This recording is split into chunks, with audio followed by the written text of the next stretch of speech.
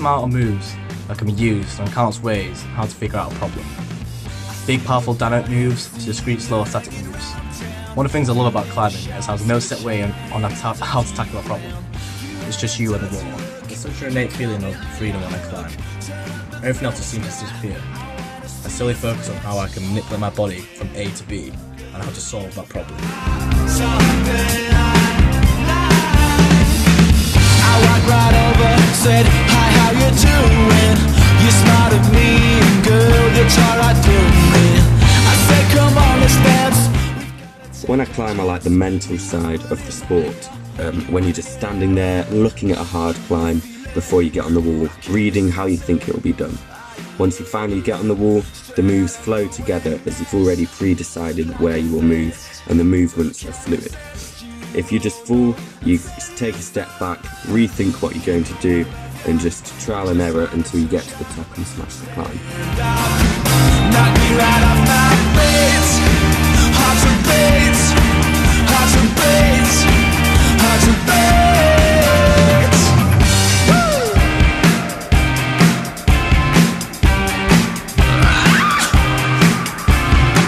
Let's spend the night together.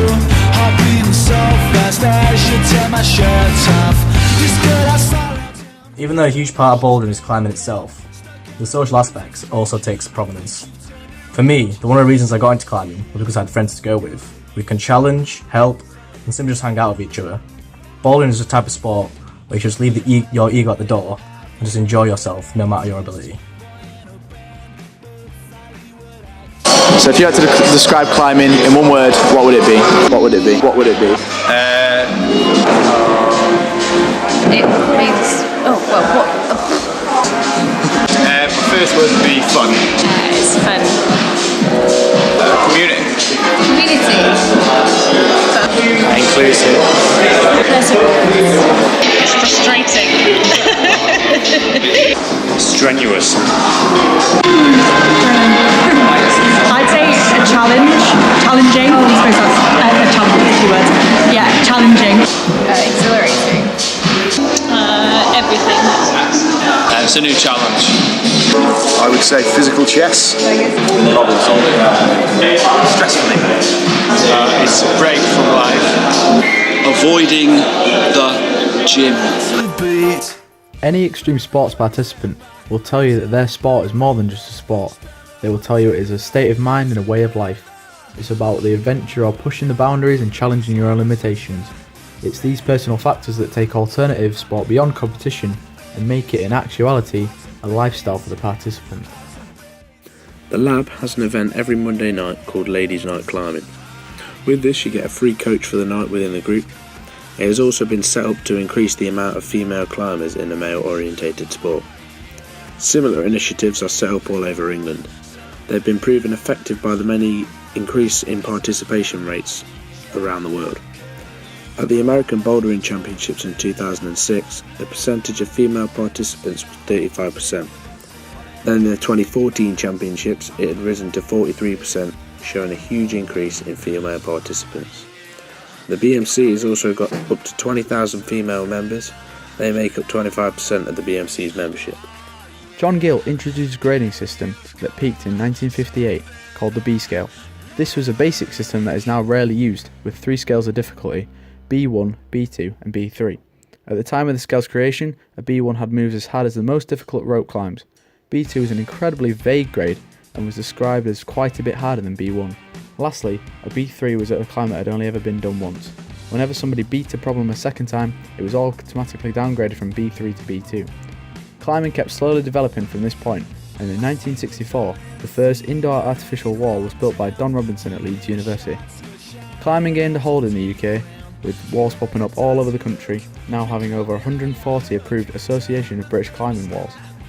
The V scale undercut the outdated B scale and was created in the 1980s by John Vermin Sherman, named after his nickname.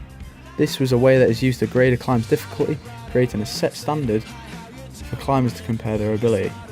It was designed for use at Hawaiko tanks in the 1990s. John Sherman's V scale led the way from then on for climbing difficulties. The climbing participation rates is shown by the BMC memberships, growing from only 25 constituent clubs to now having over 82,000 members. Recent market research conducted by the ABC showed that close to 1 million people climb independently indoors each year. This includes nearly 100,000 regulars who climb at least twice per month. Researchers estimated that 71% of these people climb indoors only, whereas Sport England says that 2,476,500 adults participated in climbing or mountaineering within the last 28 days of their study. What would you say your opinion is on climbing during the Olympics?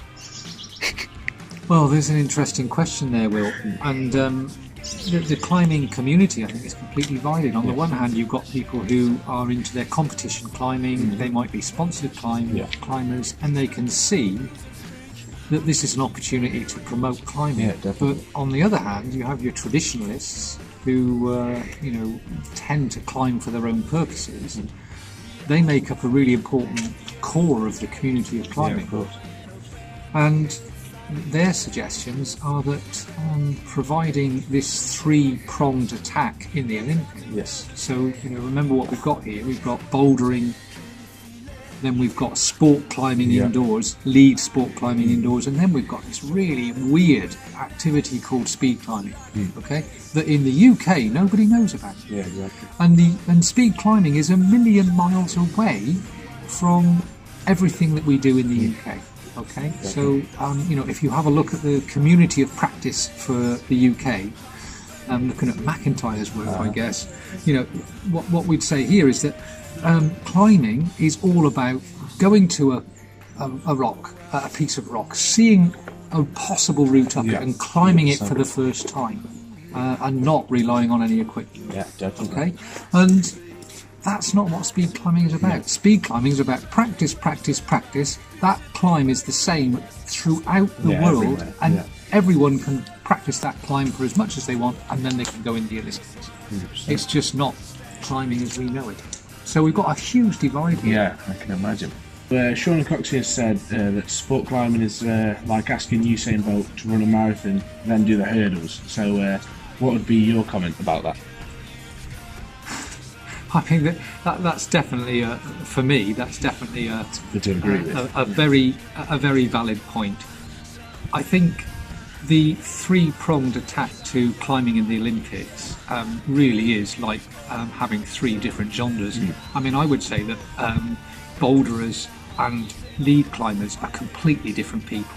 If you add speed climbing to the mix as well, I mean, like, the top climbers in the world have no idea at all about how to do the speed climbing. To take in that.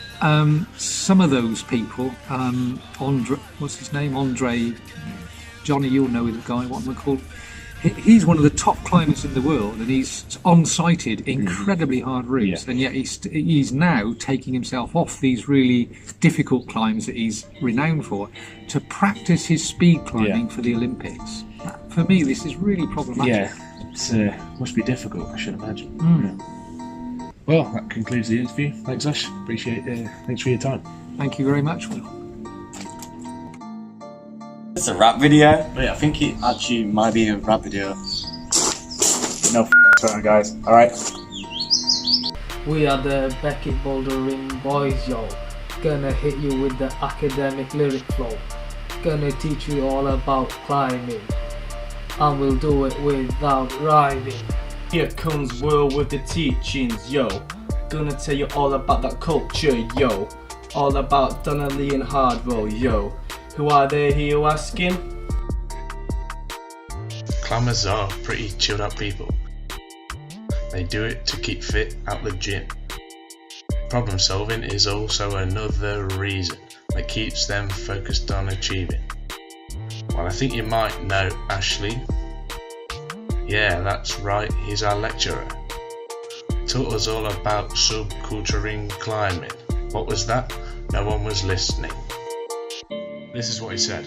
Where previously the adoption of traditional climbing was the only possibility, now choices have to be made between indoors or outdoors, with fixed or removable protection, bouldering or long routes in the mountains. But what does this really mean? There are two subcultures in climbing. Yeah, that's right, indoors and outdoors. Outdoor climbers are a little loopy. Risk plays a big factor in this. Indoor climbing isn't as dangerous, made so climbing's more accessible. Remove the risk and more people have a go. Now let's move on to Donnelly, the concentric circle modelling, societal, peripheral, and the core values. But what does all this mean?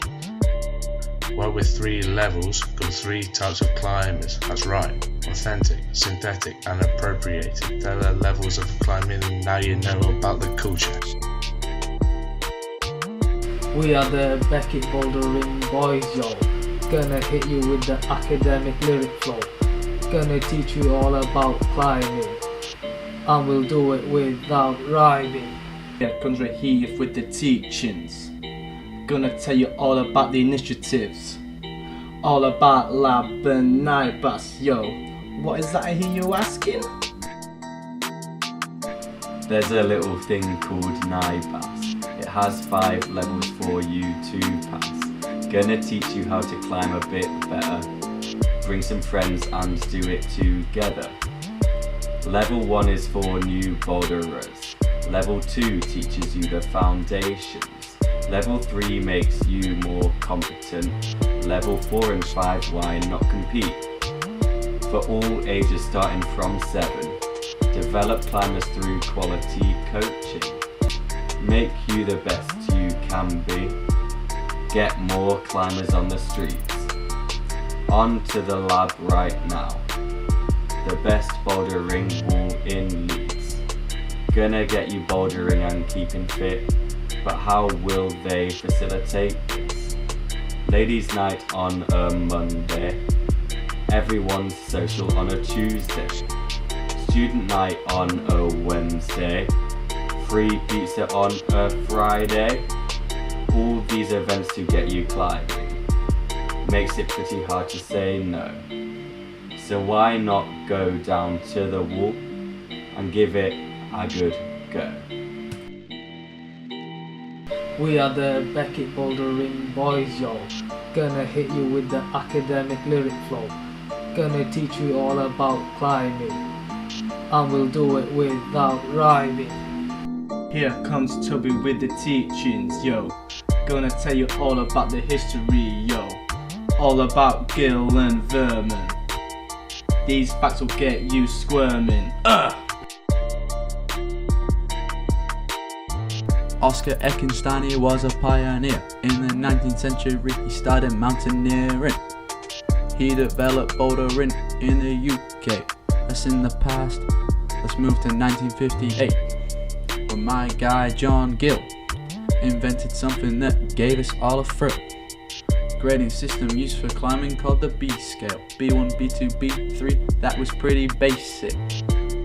It's got nothing on the V scale. 1980s welcome John number 2. Vermin's V scale make you look like a fool.